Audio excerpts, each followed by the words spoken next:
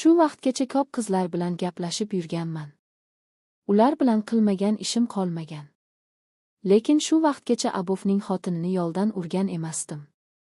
Bir kuni va'da soqol olayotgan vaqtim telefonimga begona bir nomerdan qo'ng'iroq bo'ldi. Men qo'limni artib ko'tarsam, do'stim hisobidan qo'ng'iroq ekan. Qaytib telefon qilmasdan yana soqol olishda davom etdim. Ko'p o'tmay yana shu hol takrorlandi. Ishimdan qoldirayotgani uchun jahlim chiqdim. Soqolimni olib bo'lib jahl aralash telefon qildim. Bironta yurgan qizlarimdan birim ekin deb o'yladim. Alo degan qiz bing tovushi eshitildi. Ha, eshitaman, kim bu desam, boya kunduzi telefon bo'lgan ekan, shu nomerdan deb javob qaytardi. Men esa telefonimdan chiqilgan nomerlarni kuzatib ko'rib, yo'q, bu nomerga qo'ng'iroq bo'lmagan dedim. U bo'lsa, ha, unda esingizga tushganida telefon qilarsiz deb telefonni o'chirib qo'ydi. Keyin kunduza o'zimning eng yaqin do'stim Shukur telefonimdan foydalangani esimga tushib, unga telefon qilib so'radim. Do'stim, shunaqa nomerga qo'ng'iroq qilganmiding deb. U bo'lsa yo'q deb javob bergach, ha, mayli unda deb suhbatni tugatdim. O'sha kuni kechasi edi. Uyga kirib o'rnimga yotdim va qaytib boyagi begona nomerga qo'ng'iroq qildim. Yana o'sha qiz telefonni ko'tardi. Siz mening bironta tanishimsiz. Meni atay sinab ko'ryapsiz dedim. Gaplashadigan qizlarni ko'p almashtirganim uchun shunday deb o'yladim. Ilgari gaplashgan qizlarimdan birontasi bironta dugonasiga aytib meni sinayaptimikan degan fikr kelgandi xayolimga. U o'zi zerikanidan kimga bo'lsa tavakkal qo'ng'iroq qilar ekan. Shu asnoda men u bilan tanishib oldim. Kechasi bilan kimligi, qanaqa qiz ekanini yashirdi. Har xil ismlarni aytib men bilan hazillashdi. Men har doim qaysi qiz bilan gaplashsam, suhbatimga ular qiziqib qolib, qandaydir boshqacha gapirasizda deb aytishardi. Bu qiz ham shu gapni aytdi. Kechasi bilan gaplashar ekanmiz, men uni ichki dunyosiga kirib borishga, uni yaxshiroq bilib olishga harakat qilardim. Lekin ovozdan bilardimki, u mendan sal kattaroq edi. Buni unga chiroyligini qilib aytdim. Siz mendan kattaroqsiz, menimcha 92 yillar atrofida deb. O'zim 95 yilman. U bo'lsa ham shunday to'g'ri topdingiz deb qo'ydi. Men esa nega agar bu yoshda bo'lsa erga tegmagan ekani yoki biror nimasi bormikin deb o'yladim. Unga uchrashishni taklif qildim. U bo'lsa qo'ying, meni ko'rsangiz qochib ketasiz dedi. Men hayron bo'lib nega deb so'radim. U yo'q, kerak emas dedi-da gapni boshqa yoqqa burib ketaverdim. Xullas, suhbatimiz shu kechasi shunday yakunlandi. Ertasi kuni kunduzi yana gaplashdik. Men bozorda erkaklar kiyimi savdosi bilan shug'ullanaman. Unga buni suhbatimiz orasida aytgandim va kunduzda u do'konimga keldi. Bir kun oldin kechasi suhbatlashganimizda gap orasida u sizga qanaqa qizlar bilan gaplashish yoqadi deb so'raganida, menga aynan er yo'q. Erdan ajrashgan o'zimdan yoshi kattaroq ayollar yoqadi deb javob bergandim. U bo'lsand uqul yo'gi deb javob qaytargandi. Xullas, do'konda aynan mijozlar yo'qligida keldi. Qarasam, boylari uzun, qovati yaxshigina kelincha ekan. Uyalib mendan sal narida turib ko'zlarini olib qochgancha unchalik menga qara olmadi va ko'p turmay mayli unda deb chiqib ketdi. Shu asnoda yana telefonda gaplashib, shu 2 kun ichida bir-birimizni yaxshiroq bilib oldik. Aytishcha eri bor ekan. Faqat boshqa viloyatlariga 20 kun, 30 kunlab ishga ketarkan. Aslida 92 yil emas, 90 yilga 2 bolasi bor. Tumanimizdan sal nariroqdagi bir solozda turadigan bo'lib chiqdi. Turmushida qiynal ekan. 3-kuni kechasi telefonda gaplashib yotgandik. Uni ochiqroq gaplashishga undab qo'ymasdim. Yarim kechasi bo'lganda yoniga borishimni aytdim va u yo'q deb javob qaytardi. Lekin men baribir uni manziliga bordim va uni tashqariga chaqirdim. O'xa vaqtlari qish fasli bo'lib yanvarning 9 kunlari edi. U kurtkada bir amallab oxiri chiqdi.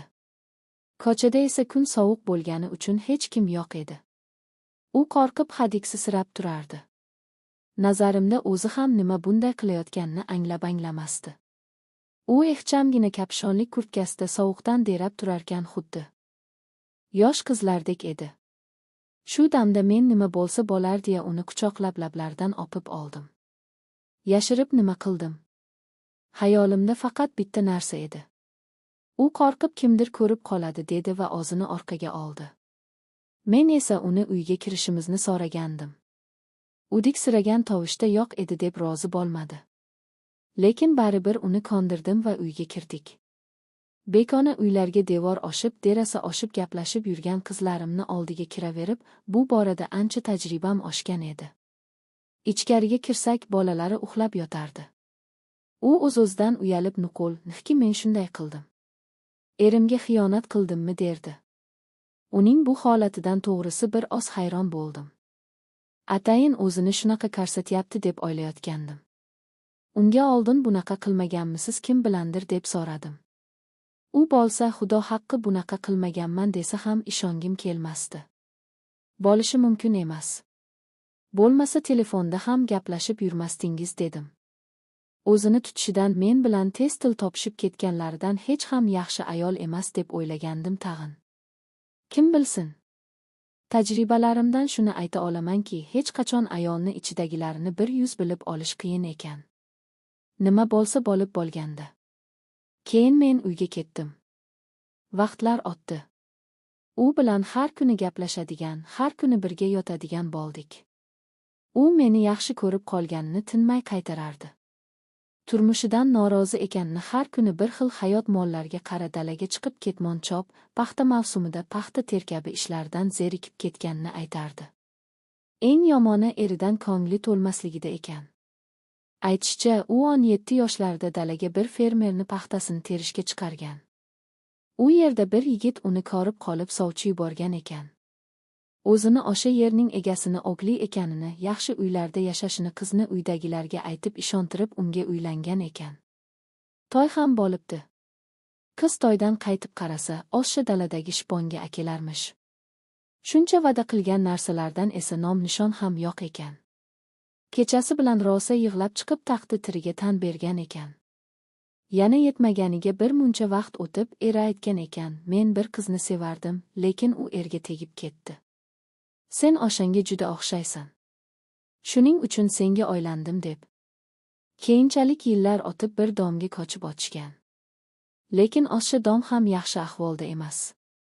Shusho hali ham achinarli ahvolda yashardi. Uni 17 yoshdayoq turmushga berishgan ekan. Bironta yigitni hidini ham sezmagan ekan o'sha vaqtlari. Faqat siz bilan tanishib shunday bo'lib qoldi. Endi siz hech xayolimdan chiqmayapsiz-di. Men uni deyarli har kuni uyga borib yoki gohimni uyimga olib kelib, goh boshqa joyga olib borib birga bo'lardim. Undan oldin uyga kechalari qizlarni olib kelib yotib o'rganib qolgandim. Uyimiz katta edi.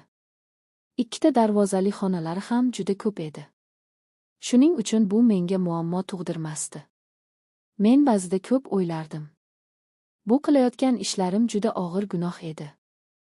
Yana tag'in erli ayol bilan o'sha erining o'rniga o'zimni qo'yib ko'rardim.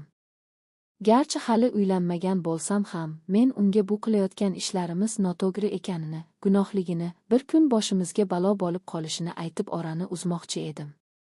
U bo'lsa nuqul yo'q derdi va meni yana chaqiraverardi. Orada erasi kelib 1-2 hafta yurib yana ishga ketardi. Meni hayotim yolg'on ustiga qurilgan. Emni hurmat qilaman, lekin ko'nglim allaqachon sovukkan. U kimgadir o'xshaganim uchungina menga uylangan xolos derdi. Boshida 2-3 oy tinimsiz, keyinchalik esa sonda ko'rishib yurdik. Axiri u bilan uchrashni kamaytirib, keyin tamom to'xtatdim. Yaqin-yaqingacha Telegramda yozib qolardi. Salomalik qilamiz. U hali ham meni chaqirib turadi. Lekin men bormayman. Bu voqealarga 2 yil bo'ldi. O'tgan yili men uylandim. Xotinim yaxshi, juda aql, esli hushli. Uylansam hammasini yig'ishtiraman degandim, qayoqda yana 1-2 qizlar bilan hozir ham uchrashib turaman. Eng qizig'i, ular uylanishimdan oldin yurgan qizlar. Ba'zida vijdonim qiynalib ketadi. Xotinim kechasi bilan meni kutib uxlaydi. Men yurib ishratni qilib kelaman. Ha, erkakni hayoti shu ekanda, lekin xotinimga mehr.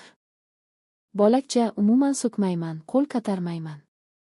Ayolga kerak bo'lgan mehr hammasini beryapman. Tajribalarimdan shuni bilamanki, ayol kishiga e'tibor bermasang, mehr bermasang, uni senga bo'lgan mehr-muhabbatidan ayirib qo'yishing hech gap emas ekan.